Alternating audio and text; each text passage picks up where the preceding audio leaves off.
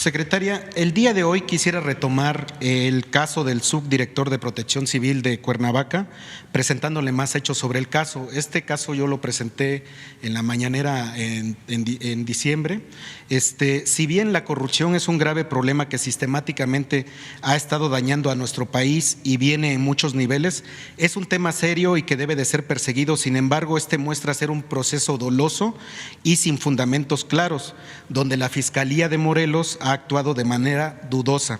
Este tema se disfraza como proceso anticorrupción cuando realmente es un juicio político para dañar a Morena, pues Cristian Contreras Luna tiene periodistas que acomodan las audiencias a su antojo e incluso tiene relación cercana con dueños de partidos como el MAS, dando declaraciones dolosas.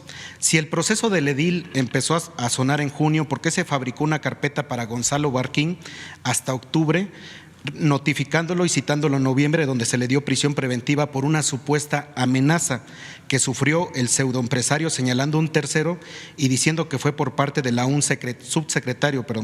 ¿Cómo puede estar detenido sin una denuncia formal y una investigación conducente? Porque esa amenaza fue presentada únicamente a la Fiscalía. El pseudoempresario que le comenté en aquella mañanera no cuenta con las licencias de suelo adecuado para abrir un autocinema en ese predio. No es ni siquiera dueño del terreno y el albacea ya declaró ante el juez que no tiene un contrato con él. Y el albacea fue descartado como testigo por según no tener relevancia, lo dijo el juez.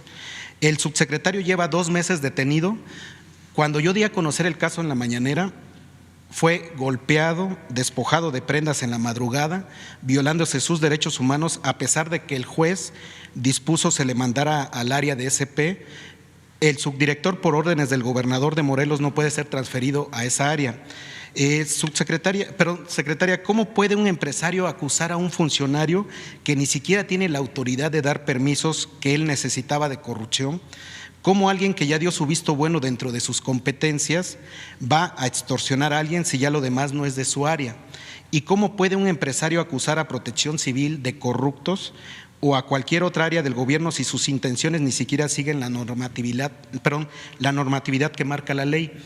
Aquí este caso, secretaria, es de que únicamente está detenido el subdirector de Protección Civil únicamente por una amenaza que no la han podido comprobar y lleva 2 meses detenido en el penal de Atlacholoaya. ¿Qué se podría hacer en este caso, secretaria? Mira, yo te puedo decir algo y lo digo con toda la apertura. En muchas ocasiones tenemos fiscales que sobre todo en las entidades federativas, en donde realmente pues no tienen una actuación, por decirlo menos, apegada a derecho. Y con esto de que y lo he dicho, con esto de que hay una autonomía ya de las fiscalías, pues no rinden cuentas, no tienen controles ni siquiera de carácter político de su actuación. Al único que podrían responder es al Congreso de cada entidad federativa que los nombró. La sociedad quería fiscalías autónomas y tal parece que esta autonomía se la han tomado como fuera del Estado. Así es.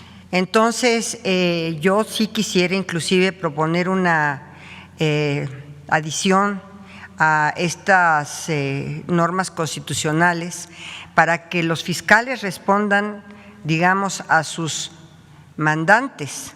¿Y quiénes son sus mandantes? Los congresos locales, precisamente para que sus actuaciones estén estrictamente apegadas a la legalidad, a la Constitución y a derecho. En este caso hemos tenido éxito en la unidad de fortalecimiento al sistema de justicia. Quiero que quede claro que no todos los fiscales son así y actúan de esa manera, pero en algunos casos no tienen ningún control de carácter ni siquiera jurisdiccional y menos aún de carácter político. Yo estimo que podríamos nosotros ver la situación porque hemos tenido mucho éxito en esta unidad, en seguimiento a algunos casos, y hemos logrado éxito, a veces dialogando y a veces interponiendo algún tipo de recursos. Si es así como tú lo planteas, y qué bueno que estas mañaneras sirvan también para hacer denuncias sobre la actuación de algunas autoridades y que estas autoridades pues vean que sus casos están siendo denunciados públicamente para que su actuación se apegue a la legalidad. Pues nosotros hemos tenido éxito en algunas situaciones. Yo, este caso concreto, le diría a mis colaboradores que pues lo estuvieran siguiendo, a ver si desde la Secretaría de Gobernación nosotros podríamos avanzar en esto que tú indicas, que no está pegado ni a la legalidad, ni era un funcionario competente para dar estas autorizaciones y, sin embargo, este funcionario está siendo, hasta donde tú estás indicando, privado de su libertad. Sí, si me permite, le voy a entregar las pruebas a través de Jesús. Nada más hacerle una última pregunta sobre el mismo tema. ¿Se puede revisar su caso? Porque el caso del subdirector de Protección Civil se está litigando en las redes. O sea, ya filtraron en la audiencia, el dirigente de un partido dice que nada más para que vean que él sí puede meter a la cárcel a todos los funcionarios de Morena. O sea, es un caso muy arbitrario. Arbitrario, y aparte no ha sido destituido el subdirector. O sea, el subdirector de Protección Civil está en la cárcel siendo funcionario. Sí, lo vemos con gusto. Si le quieres, si nos entregan la documentación correspondiente, con mucho gusto. Y es del doctor Diego Araiza, que, bueno, pues ya es por mucho sabido que en su Twitter literalmente deseó daños, deseó lo peor al presidente, así la voy a dejar, está tuiteado, por supuesto, en su propia cuenta. Y ya ha sido reconvenido, él ya pidió disculpas muy tibiamente, pero yo me quiero enfocar más allá si se ha reconvenido o no. Este tipo de cosas son delicadas porque es un doctor, no es un usuario, común, sino tiene el grado de doctor, tiene el título de doctor. Y yo quisiera preguntarle, secretaria, si en este caso no prohibirle su libertad, que este tipo de libertades, por supuesto, que son bastante cuestionables, pues desear esto al presidente es de lo peor, más en este país y en este momento. Fue lamentable, de verdad.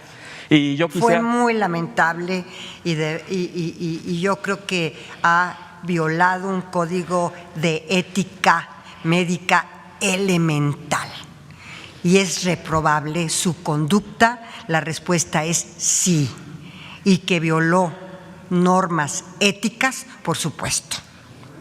Así es, y yo quisiera preguntarle si procedería en algún sentido algún tipo de sanción en su licencia de médico o no. No. Si no procede, bueno, pues es parte nada más de mi pregunta. No, pero yo también aquí aprovecho todos los derechos, todos, a pesar de que hemos nosotros dicho siempre que el derecho a la libertad de expresión, redundantemente digo, es libérrimo, sí, tiene límites. Todos los derechos tienen límites, y los límites es cuando afectas otros derechos de terceros. Bien, pues nada más finalmente, ya son mis temas, desear al presidente, por supuesto, como millones de personas, salud al presidente, fuerza presidente, eso es lo que quisiera terminar diciendo. Secretaria, le agradezco. Muchas gracias por tus palabras, por tus buenos deseos, y créeme que a mí también me lastimó y me molestó muchísimo este tipo de violencia, porque es violencia, y no solamente es violencia, es violación a normas esenciales, éticas, que un médico debe de respetar.